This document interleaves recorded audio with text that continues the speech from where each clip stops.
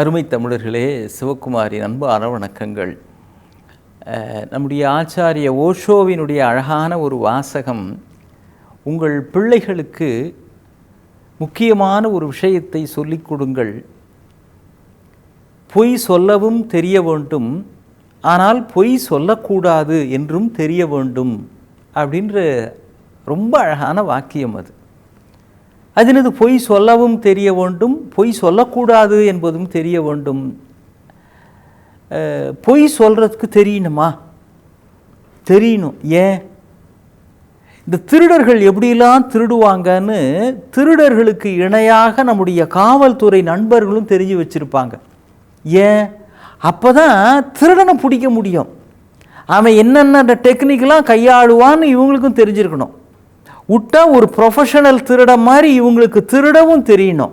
ஆனால் இவங்க திருட மாட்டாங்க. பொய் சொல்கிறது பற்றி நம்ம தெரிஞ்சுக்கணும். ஏன்? வேறு வழி இல்லை, வேறு வழி இல்லை. அப்போ தான் யாராவது நம்மளை பொய் சொல்லி ஏமாத்தினாங்கன்னா, ஏய் விடுற பாத்தியா, ஒரேடியாக அளக்கிற பாத்தியா அப்படின்னு கண்டுபிடிக்க தெரியும்.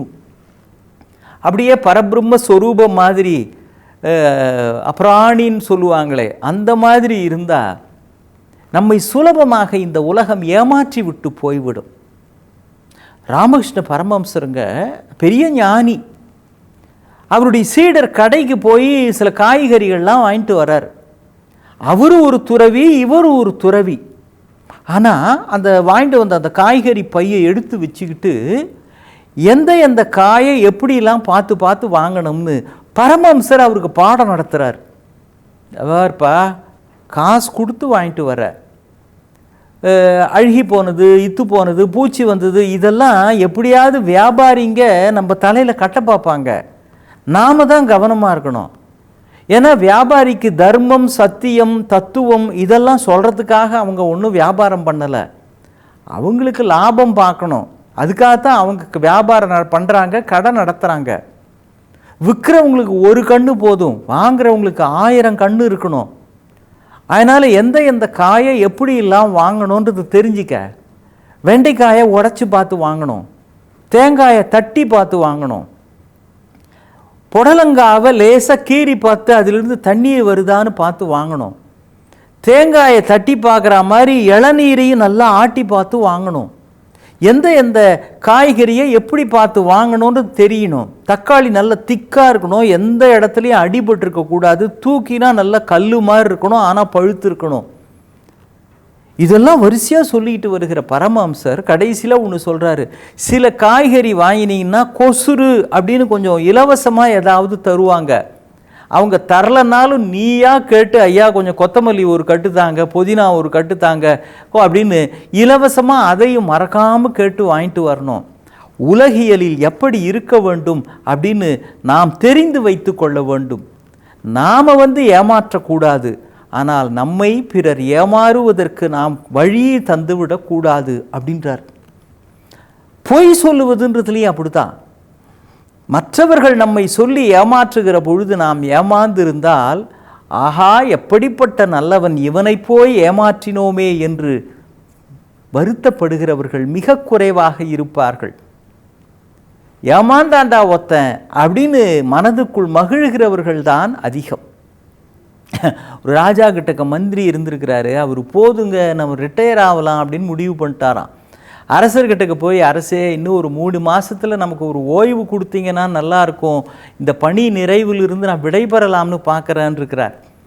அப்படியா, சரி அந்த இடத்துக்கு ஒரு பொருத்தமான மந்திரி ஒருத்தரை நியமிக்கலாம் எப்படி அப்படின்னு பார்க்குறேன் அப்படின்னு யோசித்தார். மந்திரி ஒன்றே இது மாதிரி பண்ணுங்க அப்படின்னு அவருக்கு ஒரு டெக்னிக் சொல்லி கொடுக்குறார். மறுநாளே ராஜா ஒரு தண்டோரா போடுறார். மந்திரி ஓய்வு பெற போகிற காரணத்தினால் அந்த இடத்துக்கு புதிய மந்திரியை அரசர் நியமிக்க போகிறார். அதனால் புதிய மந்திரியாக ஆக வேண்டும் என்று ஆசைப்படுகிற இளைஞர்கள் நாளை மறுநாள் மன்னரை பார்க்கலாம் அப்படின்னு தண்டோரா போட்டு அறிவிக்கிறார். அவ்வளோதான். எல்லாரும் மந்திரி பதவின்னா சும்மாவா, அப்படியே பாஞ்சிட்டாங்க இளைஞர்கள். படித்தவன், படிக்காதவன், தெரிஞ்சவன், தெரியாதவன் எல்லாரும் வந்துட்டாங்க. இளைஞனாக ஆக இழந்தது போதும், மந்திரியாக மாற வேண்டும் அப்படின்னு வர்றாங்க.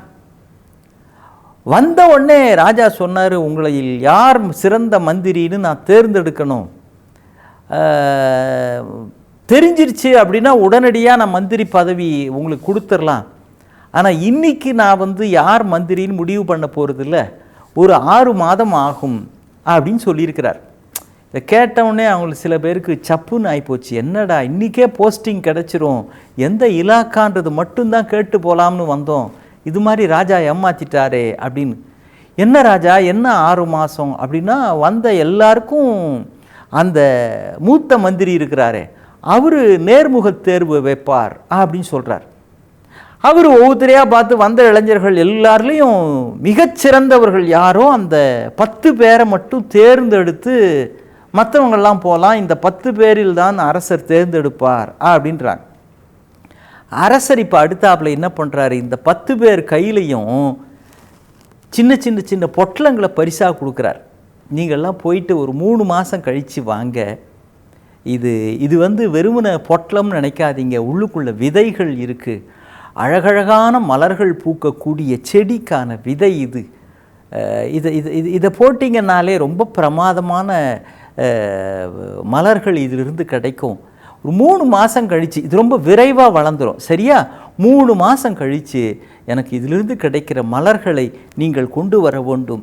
யார் தருகிற மலர் ரொம்ப சிறப்பாக செழிப்பாக வண்ண வண்ணமாக இருக்கோ அந்த உழைப்புக்கு பரிசாக மந்திரி பதவின்னு இருக்கிறார். 10 இளைஞர்கள் அடி பிரமாதமாக விதமாக கொண்டு வந்து தரான். ராஜா வாங்கி அப்படியே வாசனை பார்த்து ஆஹா பிரமாதம் அப்படின்னு கொண்டாடுறாரு. 10 பேரில் 9 பேரையும் அசத்து அப்படியே பின்னி எடுக்கிறாங்க.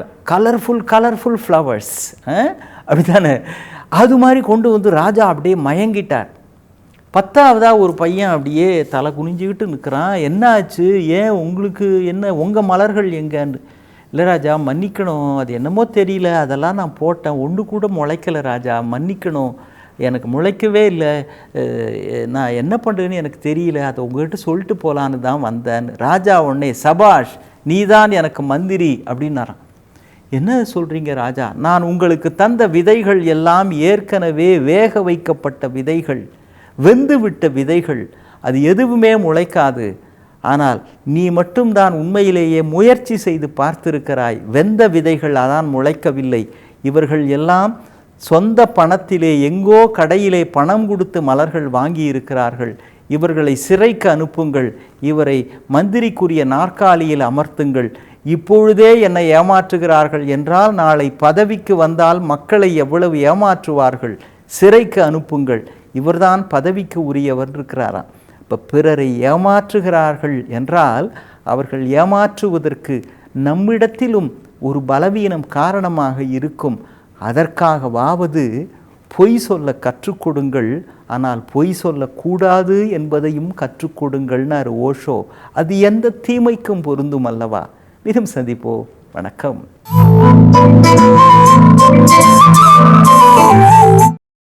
இன்னும் பல வீடியோக்களை காண சன் லைஃப் சேனலை சப்ஸ்கிரைப் பண்ணுங்க.